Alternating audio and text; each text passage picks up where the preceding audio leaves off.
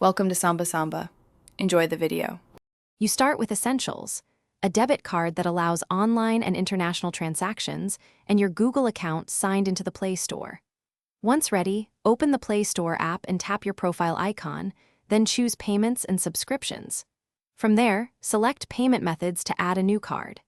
Enter the card number, expiration, and CVV, and make sure the billing address exactly matches what your bank has on file. This minimizes declines and speeds up verification, so you can continue immediately. You now add the debit card into Google Payments and then buy Play Balance directly. After saving the card, go back to Payments and Subscriptions and choose Add Funds to Google Play Balance. Pick an amount that fits your needs, like $5, $10, or $20, and confirm the purchase using the saved debit card.